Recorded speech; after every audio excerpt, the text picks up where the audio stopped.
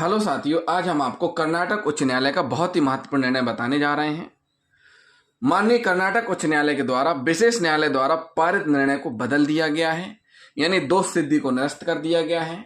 मामले में अभियुक्त अपराधी के पैंट की दाहिनी जेब से रिश्वत राशि बरामद की गई थी। तो कौन कौन से ऐसे तथ्य थे जिनके आधार पर माननीय हाईकोर्ट के द्वारा बरी किया गया है, वो आपको हम इस निर्णय में बताएंगे। जिन साथियों ने अभी तक हमारे चैनल को सब्सक्राइब नहीं किया है, हमारे चैनल को जरूर सब्सक्राइब कर लें और वीडियो को लास्ट तक जरूर देखें। वीडियो पसंद आता है, वीडियो को लाइक शेयर कमेंट भी करें और साथ ही साथ अधिक से अधिक शेयर भी करें। साथियों, मामला है चंद्रेसा सन ऑफ मदरसा, कटवा बनाम कर्नाटक राज्य। निर्णय हुआ है 16 फरवरी 2022 को। कब निर्णय हुआ है? 16 फरवरी 2022 को। आपराधिक अपील संख्या है 200105/2015। धारा कौन कौन सी है? 7, 13(1)D, 32 पीसी एक्ट 1988, यानी प्रिवेंशन ऑफ करप्शन एक्ट की धारा है 7, 13(1)D और 13(2) पीसी एक्ट के तहत। शिकायतकर्ता जो है हाई स्कूल में द्वितीय श्रेणी सहायक रूप में कार्यरत था। अभियुक्त उपकोष कार्यालय में द्वितीय श्रेणी सहायक के पद पर कार्यरत था। उपकोष कार्यालय में पदस्थ था। इसमें जो डिमांड की बात की गई है वो काम क्या था? किस काम को करवाने के लिए अवैध रूप से रिश्वत राशि की मांग की गई?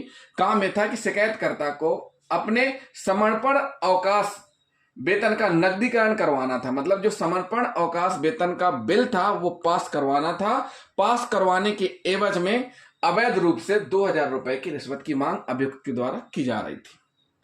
दिनांक 29/07/2009 यानी 29/7/2009 को बिल जमा किया गया और डिमांड की गई थी। उसके बाद 30/7/2009 को लोकायुक्त पुलिस को शिकायत की गई। 31/7/2009 को ट्रैप की व्यवस्था की गई। फिर ट्रैप कब हुआ? 5/8/2009 को ट्रैप हुआ है।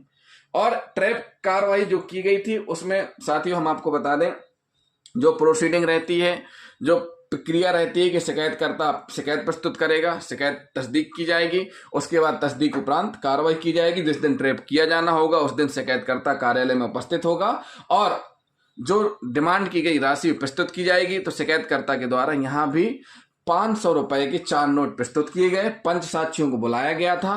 पंच साक्षियों के द्वारा उक्त नंबरों के नोटों का जो नंबर रहते हैं नोटों के, उनको नोट किया गया एक कागज में और उस रसीद को अपने पास रखा गया। उसके बाद उन नोटों पर फेनोप्सिलिन पाउडर लगाया गया।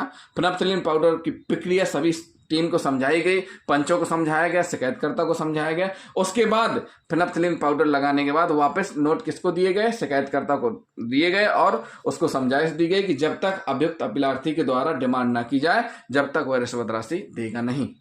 जैसे ही 5/8/2009 को शिकायतकर्ता अभियुक्त के कार्यालय पहुंचता है, अभियुक्त कार्यालय में उपस्थित मिलता है और अभियुक्त के द्वारा डिमांड करने पर शिकायतकर्ता के द्वारा राशि दी जाती है। शिकायतकर्ता 5/8/2009 को अभियुक्त के कार्यालय जाता है और अभियुक्त के मांगने पर शिकायतकर्ता के द्वारा रिश्वत राशि दी जाती है 2000 रुपए।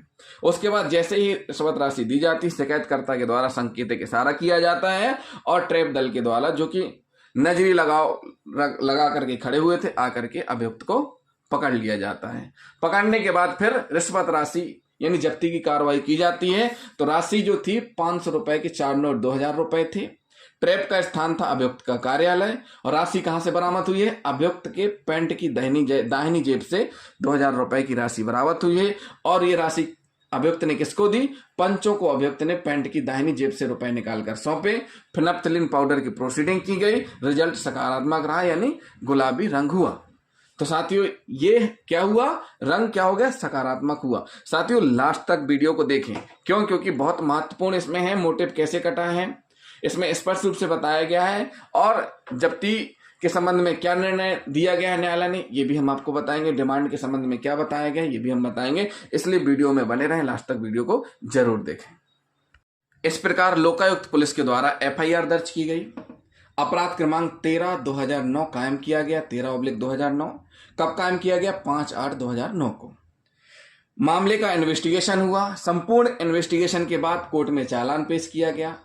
कोर्ट ने संज्ञान लिया। संज्ञान के बाद विचारण चला, सुनवाई हुई और विचारण के दौरान विशेष न्यायालय के द्वारा 13/10/2015 को दोष सिद्धि की सजा सुनाई गई, मतलब सजा सुनाई गई। आरोपी अभियुक्त को, जो अभियुक्त है उसको क्या किया गया, सजा सुनवाई गई। उसके बाद अभियुक्त ने अपील की, कहा, माननीय कर्नाटक हाई कोर्ट में। साथियों, विशेष न्यायालय में सजा होने के बाद अपील होती कहाँ, माननीय हाई कोर्ट में। हाई कोर्ट में अगर अपील खारिज हो जाती है तो फिर अपील कहाँ होती, सुप्रीम कोर्ट में। तो इसी प्रकार अपील कहाँ की गई, माननीय कर्नाटक हाई कोर्ट में। कर्नाटक हाई कोर्ट ने जो रिकॉर्ड था, उपलब्ध रिकॉर्ड का अवलोकन किया। अवलोकन करने पर पाया कि जिस स्कूल की बात चल रही है, जिस स्कूल में कार्यरत जो कर्मचारी हैं और जिस प्रकार से शिकायत की गई, उसका पूरा अवलोकन किया गया। पाया गया कि जो महेंद्रसरी हाई स्कूल है एक अनुदान प्राप्त स्कूल है और इस स्कूल में एक ब्लॉक शिक्षा अधिकारी होता है और ब्लॉक शिक्षा अधिकारी बीईओ जो होता है वह क्या करता है, ट्रेजरी के लिए टोकन बिल जारी करता है। यानी कि डायरेक्ट स्कूल के द्वारा ना तो कोई बिल जारी किया जाता है ना ही कोई टोकन दिया जाता है। टोकन का काम किसका है, बीईओ को। फिर उसके बाद कहां पहुंचते हैं, ये ट्रेजरी ऑफिस में पहुंचते हैं। तो इस संबंध में लोकायुक्त पुलिस या अभियोजन पक्ष के द्वारा किसी भी ट्रेजरी अधिकारी की जांच नहीं की गई, ना ही उनके बयान लिए गए। जबकि शिकायतकर्ता का जो बयान था, शिकायतकर्ता ने बयान दिया है कि 29/9/2009 को बिल पेश किए गए। कब, 29/9/2009 को बिल पेश किए गए। और शिकायत में बताया गया है कि 29/7/2009 को जब बिल पेश किए गए उस दिन उससे अवैध रिश्वत की राशि की मांग की गई। जबकि बयान में क्या बोले, 29/9 यानी 2 महीने बाद। तो जिससे क्या हो गया, इससे संदिग्धता आ गई। किस बात की संदिग्धता आ गई कि शिकायतकर्ता से स्कूल बिल और टोकन प्राप्त नहीं हुआ। इसका मतलब क्या हो रहा है कि 29/7/2009 को शिकायतकर्ता जो है उसको स्कूल बिल और टोकन प्राप्त नहीं हुआ। इससे क्या हो रही, संदिग्धता हो गई। उसके बाद होता क्या है साथियों, देखिए साथियों फिर से समझिए। इसमें जो शिकायत की गई है, शिकायतकर्ता का कहना है कि वो जो अपना टोकन बिल ट्रेजरी में उसने जमा किया था, उस बिल को पास कराने के लिए उससे रिश्वत राशि की मांग की जा रही थी। तो जो टोकन बिल है वो जारी कौन करता है, बीईओ। स्कूल तो जारी करता ही नहीं है। तो जब स्कूल जारी नहीं करता है तो फिर बात यहां क्या आ रही है, जारी कौन करता है, बीईओ। तो इस प्रकार से प्राधिकारिक स्कूल है ही नहीं है, मतलब स्कूल के द्वारा जारी नहीं किया जा सकता। फिर उसके बाद यही तर्क अपीलार्थी अभियुक्त के अधिवक्ता के द्वारा लिया गया। तो क्या तर्क था वो भी हम आपको बताएंगे। वीडियो को लास्ट तक जरूर देखें, बहुत महत्वपूर्ण वीडियो है। क्यों, क्योंकि इसमें रिकवरी जो हुई है अभियुक्त के पैंट के, दाहिने पैंट के जेब से हुई है। तो वीडियो को लगातार देखें, लास्ट तक जरूर देखें और नोट भी करते जाएं। अपीलार्थी अभियुक्त के अधिवक्ता के द्वारा तर्क प्रस्तुत किया गया।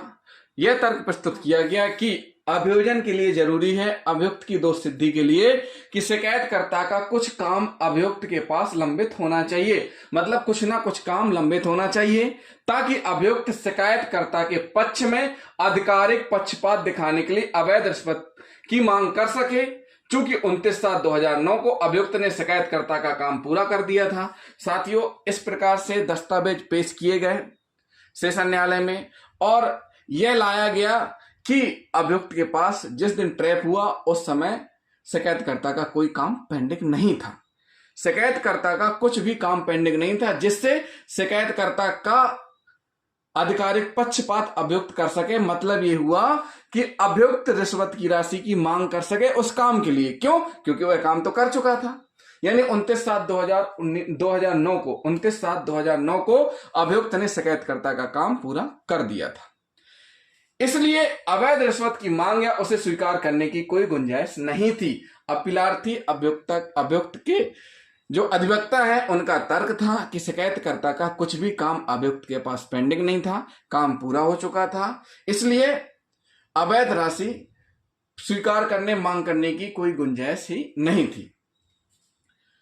शिकायतकर्ता द्वारा किसी उद्देश्य से, आगे अधिवक्ता के द्वारा तर्क प्रस्तुत किया गया कि शिकायतकर्ता के द्वारा किसी उद्देश्य से पैसा अभियुक्त की पैंट की जेब में डाला गया था और प्रेरित जाल बिछाया गया। क्या किया गया, प्रेरित जाल बिछाया गया और अभियुक्त को बरी करने की मांग की। किसके द्वारा, अपीलार्थी अभियुक्त के अधिवक्ता के द्वारा बरी करने की मांग की गई। माननीय न्यायालय ने पाया है कि माननीय न्यायालय ने पूरे तथ्यों का और पूरे जो साक्ष्य हैं, पूरा प्रकरण है सभी का अवलोकन किया, संपूर्ण प्रकरण का अवलोकन किया है। उसके बाद पाया है कि शिकायतकर्ता द्वारा जब शिकायत की गई थी उस समय काम पूरा हो चुका था। जिस दिन ट्रैप हुआ है, ट्रैप दिनांक को काम पूरा हो चुका था, यानी ट्रैप के पहले ही काम पूरा हो गया था। यानी कि ट्रैप दिनांक 5/8/2009 को अभियुक्त के पास शिकायतकर्ता का कोई भी कार्य लंबित नहीं था। क्यों लंबित नहीं था? क्योंकि उसने 29/7/2009 को ही बिल पास कर दिया था। क्या कर दिया था? बिल का पास कर दिया था अभियुक्त ने 29/7/2009 को। इसलिए जब ट्रैप हुआ उस दिनांक को कोई भी काम पेंडिंग नहीं था। तो जब 5/8/2009 को काम पेंडिंग ही नहीं है तो मांग करने और आरोपी द्वारा 2000 रुपए अवैध रिश्वत स्वीकार करने का सवाल कानून में मान्य नहीं है। फिर से समझिए साथियों, माननीय कर्नाटक न्यायालय ने कहा, माननीय कर्नाटक उच्च न्यायालय ने कहा कि ट्रैप दिनांक 5/8/2009 को अभियुक्त के पास शिकायतकर्ता का कोई भी कार्य लंबित नहीं था, क्योंकि उसने 29/7/2009 को ही बिल पास कर दिया था। तो 5/8/2009 को मांग करने और आरोपी द्वारा 2000 रुपए अवैध रिश्वत राशि स्वीकार करने का सवाल कानून में मान्य नहीं है।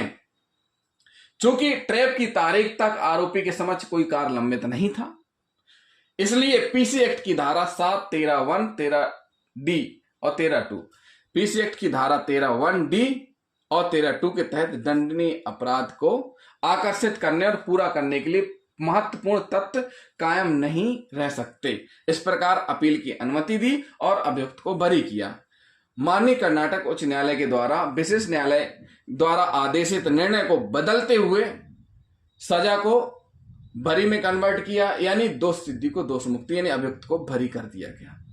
तो साथियों, ये था जजमेंट जिसमें कि अभियुक्त के दाहिने पैंट के दाहिनी जेब से रिश्वत राशि बरामद हुई थी। चूंकि काम पेंडिंग नहीं था, काम पहले ही कर चुका था अभियुक्त, इसलिए उसको बरी कर दिया गया। तो जिन साथियों ने अभी तक हमारे चैनल को सब्सक्राइब नहीं किया है, हमारे चैनल को जरूर सब्सक्राइब कर लें और वीडियो को लाइक और शेयर करना ना भूलें। साथ ही साथ कमेंट भी करते जाएं। थैंक यू साथियों।